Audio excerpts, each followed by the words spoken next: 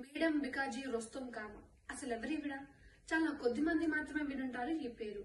వెలుగులోకి రాని ఓ వీర వనిత, మహిళా హక్కుల కోసం పోరాడిన ఒక లాయర్, అంతేకాకుండా విదేశీ గడ్డపై త్రివర్ణ పథకాన్ని ఎగిరేసిన ఓ నారీ శక్తి. ముంబైలో ప్లేగు వ్యాధి వ్యాపించింది. అక్కడ వారికి సేవలు చేస్తుండగా ఈమెకు ప్లేగు వ్యాధి సోకింది. ట్రీట్మెంట్ కోసమని ఇంగ్లాండ్ కు వెళ్లారు. అక్కడే దాదాబాయి నౌరోజీకి సహాయకురాలుగా ఇండియా సొసైటీ లీగ్ ను స్థాపించారు. బ్రిటన్ కు వ్యతిరేక చర్యలు ఆపితే గాని ఇండియా పంపం అంటూ బ్రిటన్ గవర్నమెంట్ తెలిపింది. అప్పుడు ఆమె ఇంగ్లాండ్ వదిలి ఫ్రాన్స్ కు వెళ్లింది. 1907 ఆగస్టులో జర్మనీలోని స్టుట్గార్ట్ నగరంలో జరిగిన అంతర్జాతీయ సోషలిస్ట్ కాన్ఫరెన్స్ కు వెళ్లి మన స్వాతంత్ర్యం కోసం వారి హెల్ప్ కోరింది. అప్పుడే మన దేశానికి ఒక ఫ్లాగ్ ఉండాలని దామోదర్ సావర్కర్ తో కలిసి ఒక త్రివర్ణ పథకాన్ని తయారు చేసి మొట్టమొదటిసారి ఈ సమావేశంలో ప్రదర్శించారు. మన ఇండియన్ ఫ్లాగ్ కి బికాజీ కృషి గారే మెయిన్ రోల్.